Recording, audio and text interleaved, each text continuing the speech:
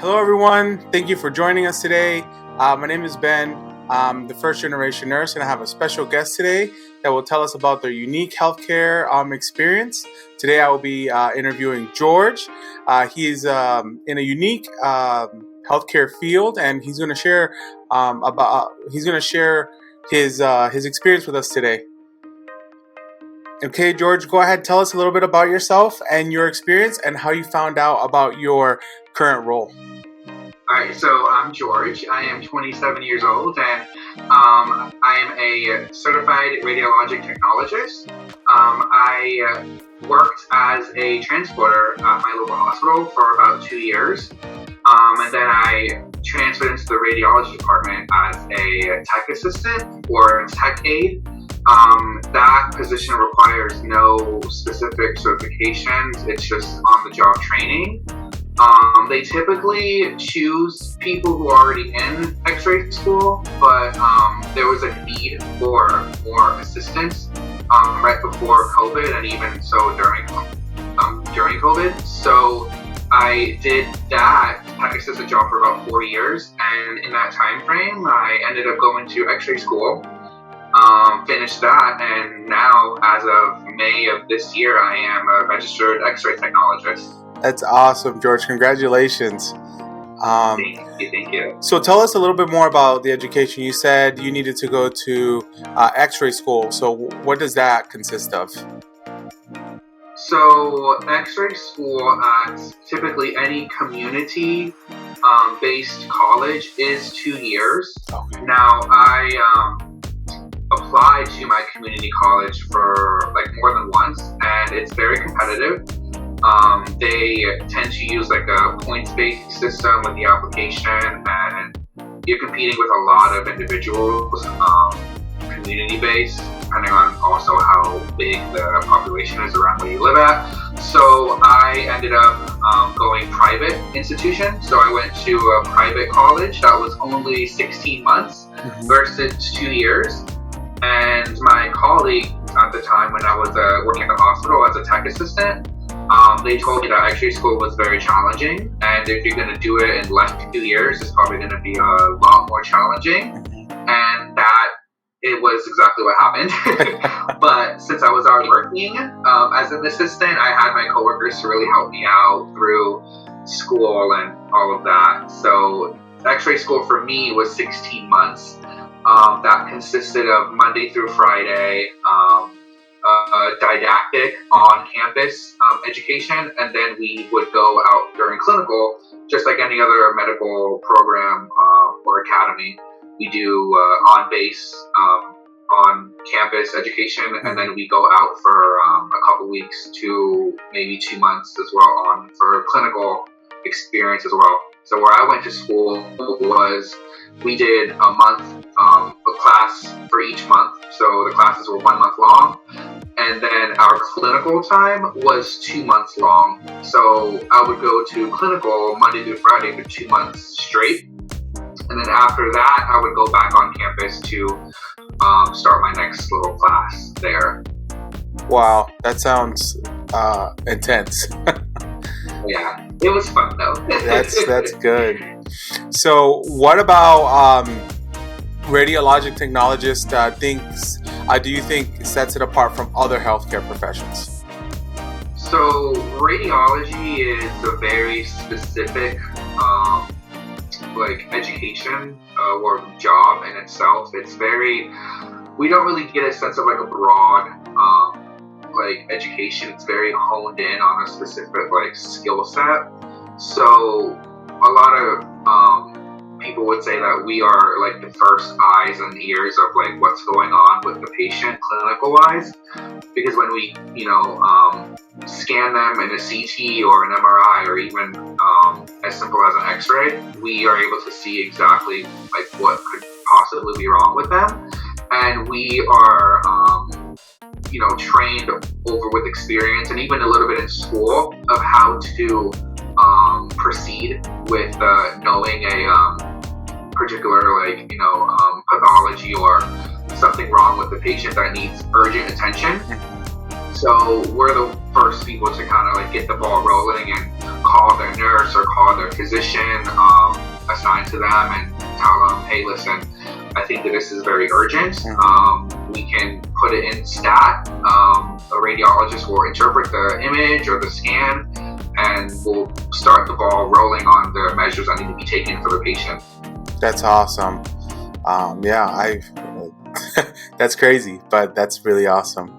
So what is your least favorite thing about radiology technologist? Well, as a new student, as a new graduate, a lot of people would say what we call BEs. They're barium enemas. Those are a very messy exam, but it's still a really valuable exam for our patients. So besides that, I would say really the amount of high-paced environment that you can be put into. So where I work at is adults and pediatrics. Wow. So we have two different hospitals that are connected, and we're responsible for pediatrics and adults. So we have to really learn and educate ourselves on both populations. And it can be hectic going back and forth, and you have to really catch yourself and really remind yourself that for pediatrics, we do exams differently. We have to tailor to pediatrics and basically do a little bit less radiation per se. We have our different techniques that we use and adapt for body habitus and all those different kind of things. Okay, yeah, I love peds. I love the kiddos, and they're special because you do have to, with anything, you have to change the dosages. I'm sure there's the same thing with radiology, like how much radiation they can be exposed to. So that's awesome to know that you guys even have to do that as well. So what type of specialties are there in your field, and which ones are you considering? So there's quite a few different modalities within radiology. Of course, you have X-ray, you have CAT scan or CT, MRI. So MRI is just magnets and all that. There's no radiation or ionizing radiation in MRI. They use the magnetic field and radio frequencies. So for ionizing radiation, we have X-ray, CT, DEXA, cath lab. They utilize a C-arm, I believe, in cath lab. They use radiation too, and then interventional radiology is also a really good modality to go into. It's very intense, I was told, and it's a little bit more high stress than most of the other modalities, but it's very good if you want to take that next step in your education and really be a solid, good technologist. That is a really good modality to go into, is interventional radiology. Now, for myself, since I worked as a tech aide for 4 years, I was working in CT and MRI, and those two modalities really sparked the interest of going to radiology school myself. So I would love to go into CT and MRI pretty soon. But I need to still kind of hone in on my skills as a fresh graduate. So it's good to get a solid foundation in X-ray, kind of see the anatomy, kind of see how all these different things can happen into a patient with X-rays. Because CT, we utilized very much more different planes of field of views and all that. So it's almost three-dimensional instead of like a 2D X-ray. We look at different cross-sectional anatomy within the patient. So that takes a little bit of rewiring your brain to kind of look at all those cross-sectional views of the patient. So that's really exciting for me. So I'm super excited to start that real soon. That's awesome. It sounds like you're really passionate about it. So, and you explained, why it sets it, what sets those modalities apart from the rest. I do have a question for you, and I don't know if you know, do radiologic technologists, do they do radiation therapy? So Yes, you can, but to be a licensed radiation therapist, there is a separate schooling that you have to go into. They have their own separate certification exam, in addition to your X-ray exam or credentials, but you don't have to do X-ray first. No. You can just go ahead and already apply to a radiation therapy program, and they'll put you through and they'll get you the education you need and then prepare you to sit for the radiation therapist exam. I see. Awesome. Because I have a lot of students asking for that, and I didn't know if they were separate, because when you do look at the board, I think it's the same board. Do you know if it's the same board or no? I do know it's a very different type of board. Okay. So all the modalities for radiology, they go through the ARRT, American Radiologic Registered Technologist. So that is the society that accredits and certifies individuals within radiology. So we have the general radiographer license, which is what I took, and then you have add-ons to your X-ray certification, like CT and MRI. Yeah. But with radiation therapy, that is I believe it's a very different exam all in itself. You would have to take a very different board exam for that. Because, radiation therapy is a lot more. There's a lot more education to that when compared to a general X-ray technologist. Awesome. Thank you for sharing that, George. You're welcome. So now a little bit about you. So now that we know a little bit about you, can you tell me what excites you about being in your field, and what are your long-term plans for yourself? Okay. So what excites me the most is really getting to know my patients. I'm a pretty fun, bubbly person when I'm working. I try not to be super serious or super boring per se. I'm always happy. I'm always laughing with my patients. So I really love that personal connection with them.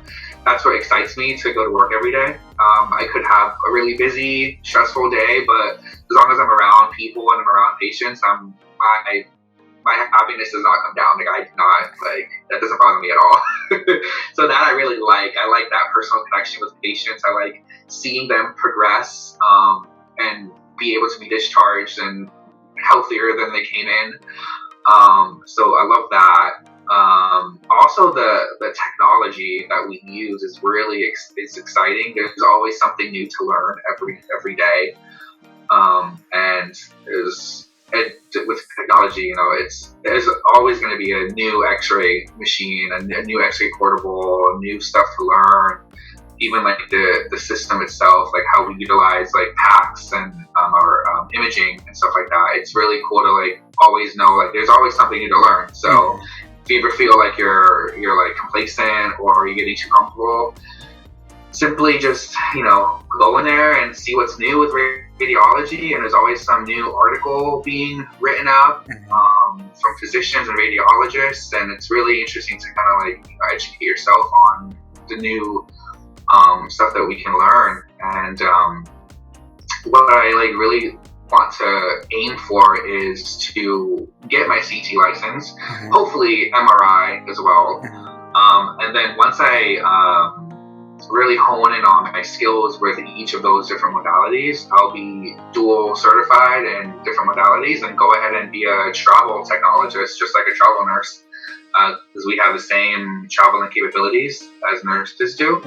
And it's super exciting to just go and for 3 months at a different hospital and do x-rays and CTs there at a different state. And in order to do that, you're going to have to really be a pretty decent x-ray tech already and know how to work all these different machines, because there's different brands of machines. You have Siemens, you have GE, you have, what's another one? I don't know if Kodak is still in business, but I think Kodak's old.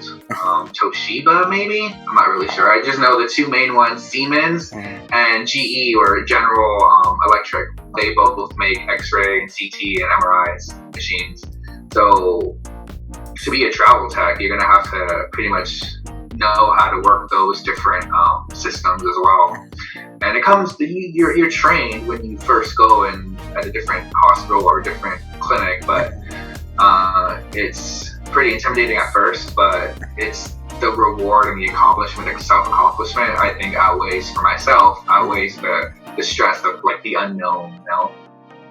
That's awesome, George. George, I have a question for you. So everybody knows how nurses have to document a lot. Do radiologic technologists also have a lot of charting and documenting? Just so our viewers can know. Oh yeah. So we do, I wouldn't say we do as extensive charting as nurses, definitely not. But we do our own documentation within the patient's chart. So whenever a patient comes down for a fluoro case where we're administering some sort of oral contrast and we have the patient under a fluoro machine, we have to document the dosage of radiation. We have to document the time of the exam, how much time the patient was under radiation. And we also have to document the amount of imaging that we do, the amount of contrast that was administered. So there's a lot of stuff that goes into that. And not just that stuff we document anything that went wrong with the procedure, any new symptoms that might we need to alert the nurse for. So things like that. Awesome. Thank you for sharing that. So I know this wasn't part of like the questions, but I do have another question for you. So what is one thing that you weren't expecting when you started like Radiologic Technologist school? Like what's one thing that you didn't know that they did that now you're like, wow, I can't believe they do that and I'm doing this now? So, for myself, I did not really know the amount of fluoro cases I would be doing.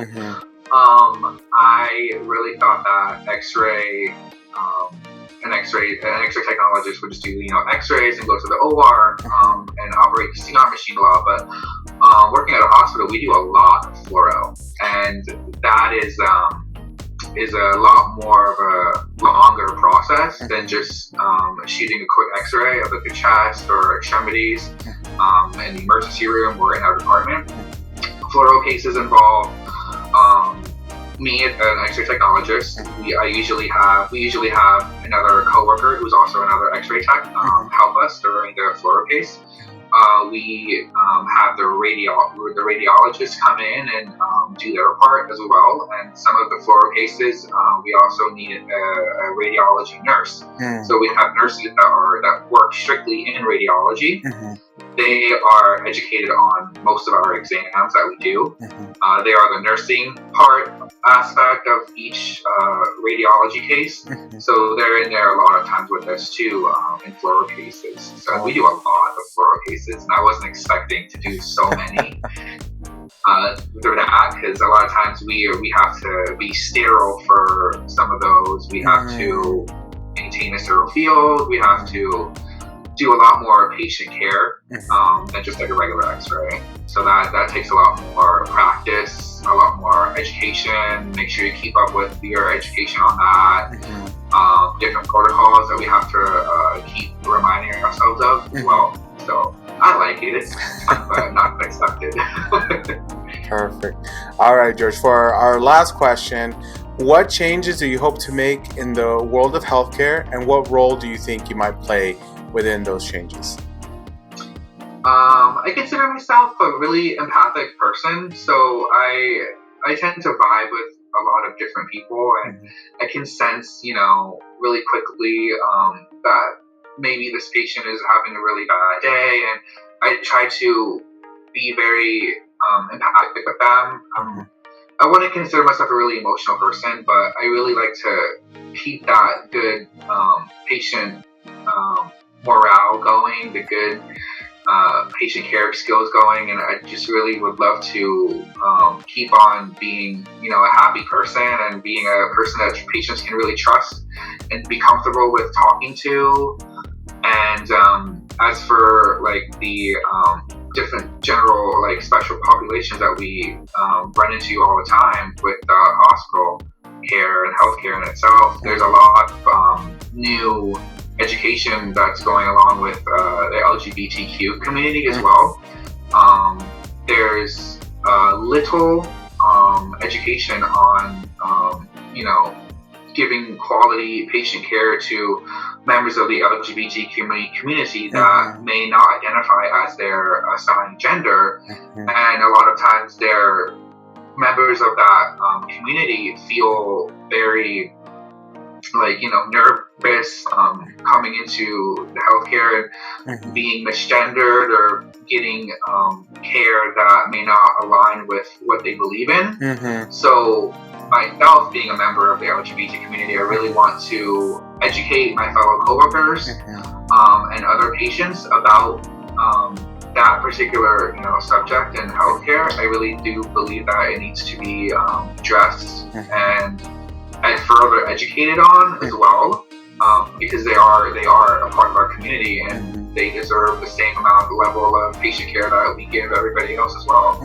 So I really hope to be an ally towards that and hopefully do my part in educating and continuing giving patient care to those members as well. That's awesome, George. I've known you from taking Anatomy 1 and 2 together.